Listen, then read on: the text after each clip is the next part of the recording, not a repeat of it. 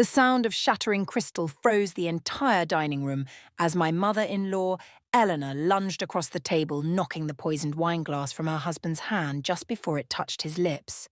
In that single damning moment, her carefully crafted mask of sophistication crumbled, revealing the desperate, dangerous woman beneath. You should have seen her face, pale with horror, as she realized she'd just exposed her murderous intentions to the entire family. Before I reveal how I orchestrated this perfect moment of justice against a woman who tried to murder her son's pregnant wife, hit subscribe to Nexus of Revenge right now. Your subscription helps our channel grow and increases our visibility so we can deliver daily justice stories straight to your feed. Now, let me take you back to the beginning, when I first realized that marrying into old money meant signing up for old vendettas. I met Robert Harrington when I was elbow-deep in soil, tending to my experimental herb garden behind the chemistry building. He was there to discuss renovations with the university board, his architectural firm having won the bid for our new research wing. I didn't notice him at first, too focused on carefully extracting samples for my toxicology research. Should I be concerned that the chemistry professor is growing suspicious plants? His voice startled me, rich with amusement rather than actual concern. I looked up, brushing dirt from my hands. Only if you plan to drink tea made from the wrong ones. That was how it started, with dirt under my fingernails and laughter in the autumn sun. Robert's world couldn't have been more different from mine. I was Dr. Cassandra Reynolds, tenured professor with an extraordinary palate that made me a leading researcher in natural toxins. My unusual ability to detect minute chemical compounds by taste had been both my curse and my academic blessing. "My mother will adore you," Robert said after 3 months of dating. The corners of his eyes crinkled as he smiled, making him look boyish despite his tailored suit. "She loves strong, capable women." I would later recognize this as his first lie to me, though he didn't know it himself. The Harrington estate sprawled across 5 acres of meticulously landscaped grounds, the colonial mansion at its centre standing like an architectural testament to old money and older secrets.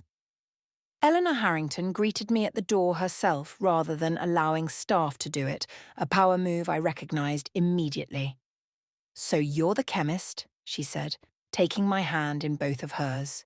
Her grip was firm, her diamond rings pressing into my skin just enough to remind me of their presence. "Robert says you're brilliant." "Chemistry professor," I corrected gently. "I specialize in natural compounds and their effects."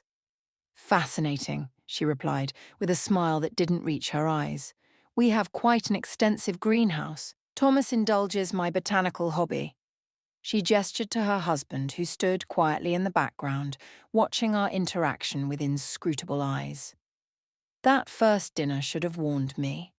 Eleanor asked questions not to me, but about me, directing them to Robert as if I weren't capable of speaking for myself. Thomas barely spoke, studying his wine more than participating in conversation. Their nephew Nicholas, the family attorney, watched everything with the calculating eyes of someone cataloguing weaknesses for future reference. "Tell me about your family, Cassandra," Eleanor said over dessert, her spoon delicately clinking against fine china. "Not much to tell. My father left when I was young. My mother struggled with addiction issues." I kept my tone neutral. My background wasn't a source of shame. It had made me who I was. "How challenging for you," Eleanor replied, her tone suggesting she'd found a disappointing flaw in an otherwise acceptable item. "Yet you've managed quite well, haven't you? Academia can be so forgiving of unconventional backgrounds." Robert squeezed my knee under the table, a silent apology for his mother's thinly veiled condescension. Sunday dinners became our ritual, each one a subtle battlefield where Eleanor tested my limits. My apartment, my career, my lack of social connections, all became targets for her well-meaning suggestions. I tolerated it for Robert, who seemed genuinely blind to the undercurrents. "You really should consider a more suitable place than that cramped apartment," Eleanor remarked during one of her surprise visits, eyeing my extensive herb collection with barely disguised distaste. Plants filled every windowsill. Not just decorative, but experimental varieties I was studying for my research. These herbs are part of my work, I explained, offering her a sprig of a rare variety. This one contains compounds that can affect heart rhythm when concentrated. She sniffed it delicately, then handed it back. How quaint to bring your work home, though perhaps dangerous. These look quite toxic. Only in the wrong hands, I replied with a smile. Fortunately, I know exactly what each one does. 6 months after our engagement, the atmosphere shifted notably at Sunday dinner. Eleanor mentioned grandchildren, her eyes sharp as she assessed my reaction. The Harrington line has produced exceptional leaders for generations, she said, swirling her wine thoughtfully. Quality breeding is everything, isn't it? Mother, Robert warned softly. What? I'm simply stating facts. Family legacy matters. She turned to me with a smile that didn't reach her eyes. Surely your scientific mind appreciates genetic realities, Cassandra. That night at Thomas's birthday celebration, I noticed something odd. Eleanor watched me intently as I tasted an unusual appetizer, her eyes never leaving my face. Something interesting in this sauce, I commented, detecting bitter notes beneath the cream. Family recipe, she replied smoothly. Not everyone has the palate for it. Later, Thomas made a comment that seemed innocuous then, but would haunt me later. History has ways of repeating itself in this family, he said, looking between Eleanor and me, with something like regret. Some cycles deserve to be broken. When I asked Robert about it on the drive home, he dismissed it. Dad's getting philosophical in his old age. Business stress makes him cryptic. But as the weeks passed, Robert grew increasingly distant, coming home late smelling of unfamiliar perfume. The Harrington estate no longer felt like a future home. It felt like a beautiful trap with Eleanor as its patient spider, waiting for me to make a fatal mistake. The betrayal unfolded like a meticulously planned military campaign, with Eleanor conducting each phase with surgical precision. First came the social isolation. At the annual Harrington Foundation Gala, Eleanor introduced me to the chairman of the chemistry department, my own boss, as Robert's friend from the university. When he awkwardly reminded her I was Robert's fiancée, she laughed it off. Oh, these modern arrangements confuse me. In my day, engagement meant something more permanent. Her eyes held mine across champagne flutes, the message clear. Nothing about my position in this family was secure. The morning after the gala, I received a call from a doctor I'd never met. Mrs. Harrington scheduled your fertility assessment for tomorrow, the crisp voice informed me. I never requested fertility testing, I replied, confused. Oh, a pause. She was quite insistent. Said it was a family requirement before marriage. I cancelled the appointment, but felt a chill settle over me. The next day, a manila envelope was delivered to our apartment containing medical results showing significant fertility issues, tests I'd never undergone. The letterhead belonged to Dr. Arthur Winters, the family physician. Robert, these are fake, I said that evening, showing him the papers. I never had these tests. He scanned them, frowning. Maybe there was a mix-up at the office. There wasn't a mix-up. Your mother fabricated medical results? That's a serious accusation, Cassie. His voice cooled. Why would Mother do something like that? To drive me away from you? The truth felt obvious, but Robert's expression showed nothing but disbelief. You're being paranoid. He turned away, ending the conversation. The next day, I received an email clearly meant for Robert that Eleanor had accidentally copied me on. It detailed his upcoming lunch with Valerie Spencer, mentioning how her father's investment firm would create exactly the kind of family alliance we've always wanted for you. The email referenced continuing your discussion about the partnership in ways that suggested much more than business. When confronted, Robert claimed it was just networking. Valerie's father has connections that could help my firm. At midnight? In the hotel bar across town? I'd seen the credit card statement he'd carelessly left open on his laptop. You're monitoring my spending now? His defensive anger told me everything I needed to know about his guilt. Robert began staying out later, sometimes not coming home at all. The distance between us grew, engineered by Eleanor's persistent whispers that I couldn't hear but could certainly feel in his changed behaviour. Then came the dinner that changed everything. Thomas had recovered from what Eleanor called a minor cardiac episode, and she had arranged a celebration at the estate. Only family was invited: myself, Robert, Thomas, Eleanor, and Nicholas. A toast, Eleanor announced, presenting a bottle of wine with a faded label. This vintage has been saved for a truly special occasion. The staff poured the deep ruby liquid into crystal glasses. I watched Eleanor, something in her manner putting my researcher's instincts on high alert. With the practiced grace of someone accustomed to manipulating her environment, she switched my glass with hers when she thought no one was looking. I pretended to sip but let only the smallest drop touch my tongue. Immediately, my trained palate identified bitter almond, cyanide, along with other compounds I couldn't immediately place. My heart pounded as I noticed Eleanor watching me with calculated interest, exchanging a quick glance with Dr. Winters, who had coincidentally stopped by to check on Thomas and joined us for dinner. That night, even that tiny exposure left me violently ill. I locked myself in our bathroom, inducing vomiting and taking activated charcoal I kept for lab emergencies. Robert pounded on the door, his concern mixed with irritation. "Cassie, you're overreacting. It was just a rich meal." "She switched the glasses, Robert. I saw her do it." "Why would my mother want to poison you?" The next morning brought the revelation that changed everything. The pregnancy test showed positive. I was carrying Robert's child, the future Harrington heir, and Eleanor had just tried to kill both of us. When I returned from work that evening, subtle signs indicated someone had searched our apartment.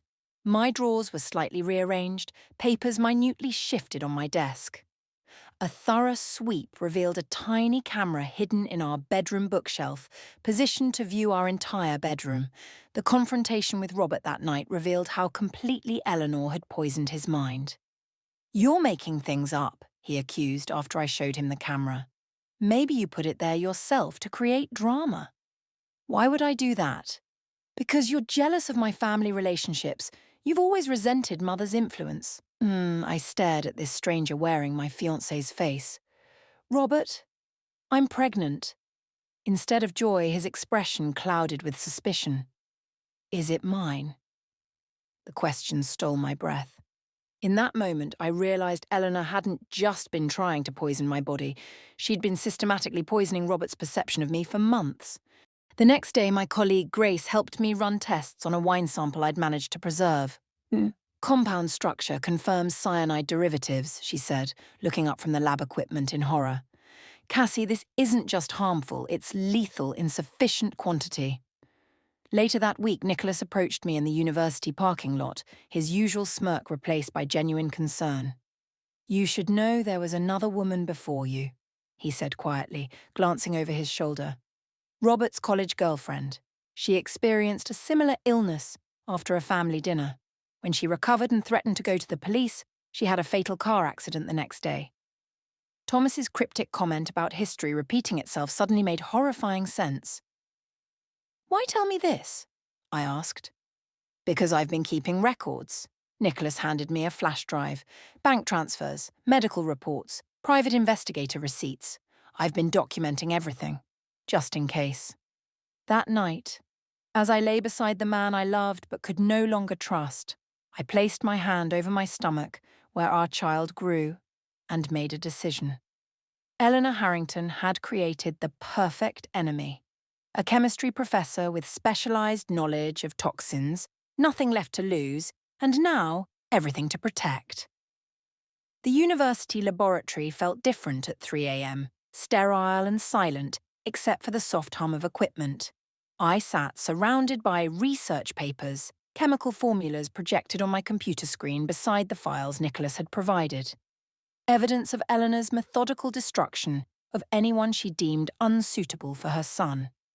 My hands drifted to my abdomen, still flat but now carrying precious cargo. The stakes had changed completely. This wasn't just about me anymore. I thought back to my childhood, watching my mother cycle through addiction and recovery. I'd learned early to test food before eating it, to recognize the subtle signs of substances where they shouldn't be. Those survival skills had kept me alive then. They would serve a different purpose now. Chemistry isn't just about compounds, my graduate advisor once told me. It's about transformation, understanding how elements change when they interact, sometimes becoming something entirely new. A clarity settled over me. I had been trying to fit into Eleanor's world, playing by rules designed to ensure my failure. That ended tonight. My training as a scientist served me well as I began methodically building my case. I preserved multiple samples of the poisoned wine in secure locations. I collected hair samples for toxicology testing. Everything was documented with timestamp verified photos backed up to several cloud locations only Grace and I could access. "You understand what you're accusing them of, right?" Grace asked when I outlined my plan. "The Harringtons practically own this town." "They tried to kill me and my baby," I replied, my voice steady where my hands were not. "They don't know who they're dealing with." I researched Eleanor's history, discovering patterns in her charitable activities that served as perfect covers for monitoring and manipulating people. 3 other women who had been seriously involved with Robert had experienced mysterious illnesses or accidents after Eleanor deemed them unsuitable. The greenhouse at the Harrington estate became my particular focus. Under the guise of scientific interest, I catalogued the plants during my next visit, identifying several varieties known for their toxicity growing alongside more innocuous specimens. Eleanor's botanical hobby suddenly had a sinister new context. My biggest discovery came unexpectedly. While the family was distracted by visiting business associates, I slipped away to access Thomas's private study, using lockpicking skills I'd learned for accessing specimen storage when keys went missing. Behind a false panel in his bookshelf, I found meticulously organized records of Eleanor's activities, financial transfers, private investigator reports, and medical files. Thomas wasn't just a passive observer. He had been documenting his wife's actions for years. The door opened behind me. "I see you found my private collection," Eleanor said, her voice cutting through the silence. I turned slowly, a folder clutched against my chest. "Just looking for a book," Thomas mentioned. Her eyes narrowed dangerously. "In his locked study?" "The door was open," I lied smoothly. "Housekeeping must have forgotten to lock it after cleaning." Eleanor moved closer, her expensive perfume filling the space between us. "You know, when Robert first brought you home, I actually respected your intelligence. Such a waste on someone who can't understand her place in the natural order." "And where exactly is my place?"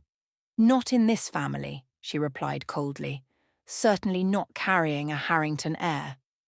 The confirmation that she knew about my pregnancy sent ice through my veins. The danger was escalating faster than I'd anticipated. There were more close calls. Nicholas nearly caught me installing my own cameras in the dining room. Robert questioned why I had suddenly password protected my phone and laptop. Eleanor noticed I had stopped eating at family gatherings, bringing my own water bottle and claiming various food sensitivities.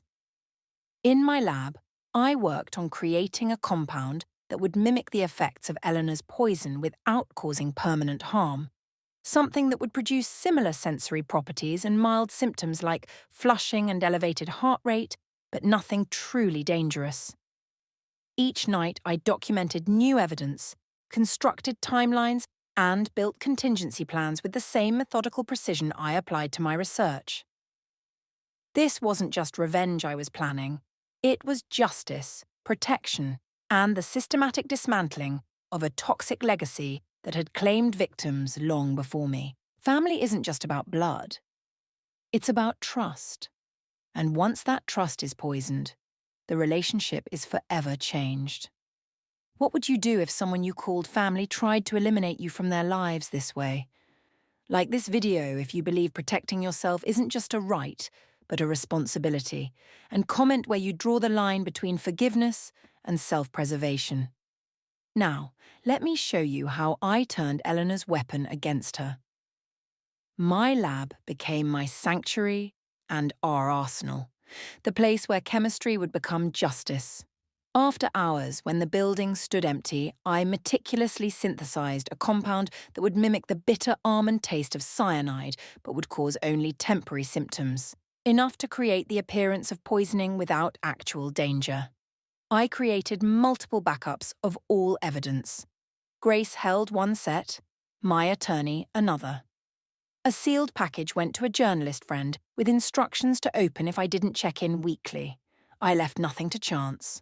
While cultivating relationships with Harrington Foundation board members under the guise of discussing chemical safety regulations, I subtly mentioned inconsistencies in the Foundation's financial reporting that Nicholas had flagged in his files, seeds of doubt carefully planted where they would grow most effectively. The most delicate step involved Thomas. I requested a private meeting at his downtown office rather than the estate, where Eleanor's surveillance was extensive.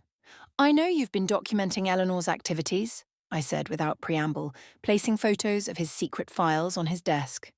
"And I know why." Thomas's facade of patrician calm cracked slightly. "You've been in my study." "Just as you suspected I would be," I countered. "You left breadcrumbs, Thomas. The question is why." He studied me for a long moment before sighing deeply. "Because you're not the first, but I hoped you might be the last." He opened his desk drawer and removed a worn photograph of a young woman. Robert's college girlfriend, Marianne. She had the same symptoms you experienced after our family dinner last month. Eleanor poisoned her, I stated flatly. I could never prove it definitively. But after her accident, his voice trailed off, I began keeping records, waiting for the pattern to repeat. And now it has. Yes. His eyes moved to my still, flat abdomen, with considerably higher stakes. "I'm going to expose her," I said simply. "You'll never prove it in court. The Harrington name carries too much weight in this town." "I don't need a court to deliver justice," I replied. "I just need the truth to come out in a way that can't be buried." A ghost of a smile touched Thomas's lips. "Perhaps we should coordinate our efforts." My opportunity arrived sooner than expected. Eleanor called to invite us to a special dinner where Thomas would supposedly announce his retirement and the transition of family business leadership. "Just the immediate family," she insisted. "Such a momentous occasion calls for intimacy." I prepared meticulously, creating specialized reactive paper that would change color in contact with certain toxins. I concealed small strips in my napkin and handkerchief. I also brought my own water bottle, supposedly for my morning sickness, but actually to ensure I had a safe drink available. Before leaving for dinner, I received a text from Nicholas. "She's been in the greenhouse all afternoon. Be extremely careful tonight." We arrived at the Harrington estate precisely on time. Eleanor greeted us wearing an elegant emerald dress that matched her calculating eyes, kissing Robert warmly while offering me a perfunctory embrace. "You're looking rather pale, Cassandra," she observed with theatrical concern. "Pregnancy doesn't seem to agree with you." "I'm feeling stronger every day," I replied with a smile that matched her insincerity. The dining room gleamed with inherited silver and crystal. Thomas sat at the head of the table, his expression unreadable. Nicholas occupied the opposite end, his attention focused on his phone beneath the table, activating the recording devices we'd hidden earlier that week. Eleanor had positioned Robert and me across from each other rather than side by side, a small power play to separate us physically during her performance. Dinner proceeded with sharp undercurrents beneath superficial pleasantries. When the main course was cleared, Eleanor signalled the staff to bring in a special bottle of champagne. "For our toast," she announced. "This vintage has been saved for a truly significant family moment." As glasses were distributed, I watched Eleanor execute her now familiar sleight of hand, switching my glass with hers when she adjusted a flower arrangement. The test paper concealed in my palm confirmed my suspicions when I discreetly dipped it into the liquid. It turned the telltale blue that indicated presence of the compound I'd identified in previous samples. I raised my glass but didn't drink. Instead, I locked eyes with Eleanor across the table. "Is something wrong with my drink, Eleanor? You seemed very concerned about which glass I received." A flicker of surprise crossed her face, quickly masked by a social smile. "I don't know what you mean, dear." With deliberate calm, I switched our glasses back. "You seem to prefer this one. I insist you have it." The table fell silent. Robert looked confused, glancing between his mother and me with growing unease. Nicholas watched with thinly veiled anticipation. Then came the moment I hadn't scripted. Thomas reached for Eleanor's glass, the one that now contained the poison intended for me. "Allow me to make the first toast," he said, lifting the glass toward his lips. Eleanor's reaction was instant and damning. Her hand shot out with surprising speed, knocking the glass from Thomas's grasp. Crystals shattered against the mahogany table, champagne and glass fragments scattering across the white tablecloth. "Thomas!" she gasped. "That glass! It was—" "Poisoned," he finished, his voice deadly quiet. "Like the wine you served Cassandra last month, or the appetizers at my birthday. Or perhaps like the tea that sent my son's college girlfriend to the hospital 6 years ago." The silence that followed was absolute. Eleanor's face drained of colour as she realised the trap had closed around her. Robert stared at his mother in dawning horror. "That's not— I never—" Eleanor stammered, composure evaporating. Nicholas calmly withdrew a folder from his jacket. "Bank transfers to Dr. Winters for falsified medical reports, payments to a private investigator to monitor Cassandra, receipts for certain compounds that have no place in a home greenhouse." "Shall I continue, Aunt Eleanor?" Robert turned to me, his expression stricken. "Cassie, is this true? Did my mother try to— poison me?" "Yes," I said quietly. "Multiple times. And I can prove it with lab results from the wine sample I preserved, the hidden cameras I installed after finding yours, and the testimony of your father and cousin who have apparently been building their own cases." I placed my hand protectively over my abdomen. "She also tried to poison your child." The revelation of my pregnancy to the entire family was the final blow. Robert's face crumpled as he looked from me to his mother, the full weight of her betrayal finally breaking through, his willful blindness. Eleanor appeared physically diminished in her chair, her carefully constructed facade crumbling completely. "Everything I did was for this family," she whispered. "For our legacy." "No," Thomas said, standing. "It was for your control. And it ends tonight." The weeks following that dinner transformed the Harrington family irrevocably.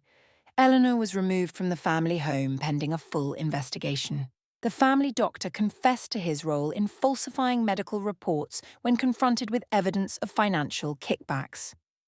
The household staff, freed from Eleanor's intimidation, came forward with additional accounts of suspicious activities. Robert struggled most with the aftermath. Years of conditioning had left him vulnerable to his mother's manipulation, and the realization of how close he'd come to losing me and our child because of his blindness devastated him. We entered counseling together, rebuilding our relationship on a foundation of painful but necessary truth.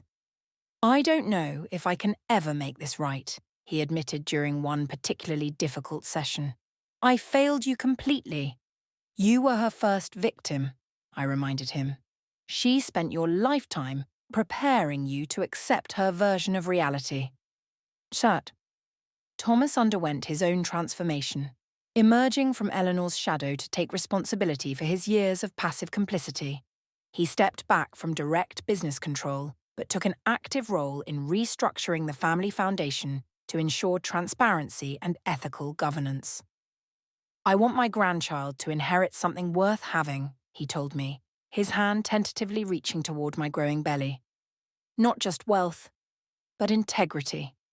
Nicholas became an unexpected ally, using his legal expertise to navigate the complex aftermath while ensuring Eleanor faced appropriate consequences without creating unnecessary public scandal. For my part, I established clear, non-negotiable boundaries. We would not live in the Harrington estate. Our child would know both families, but would be raised in our own home, free from manipulation. And I would return to my research with a new focus on detecting environmental toxins, turning my experience into something that might help others. When our daughter was born 6 months later, we named her Verity, truth. Thomas became a devoted grandfather, his eyes sometimes filling with tears when he held her. "She looks like you," he would say. "Strong and clear-eyed. That's good." Eleanor eventually accepted a plea agreement that included psychiatric treatment and permanent legal restrictions keeping her away from me and my child. The family narrative was carefully managed, a mental health crisis rather than attempted murder. But the reality remained known to those who needed to know it. Sometimes I think about that fateful dinner, about the look on Eleanor's face when her carefully constructed world collapsed around her. It wasn't just revenge I achieved that night. It was liberation for an entire family, trapped in toxic patterns stretching back generations. Family bonds become deadly when protection turns to possession. The glass my mother-in-law poisoned was meant to silence me forever, but instead revealed the toxic legacy she'd maintained through fear and manipulation. If my story resonated with you, please subscribe to Nexus of Revenge and share this video with someone who needs to hear that sometimes the most powerful weapon against betrayal isn't confrontation, but methodically exposing the truth when everyone is watching.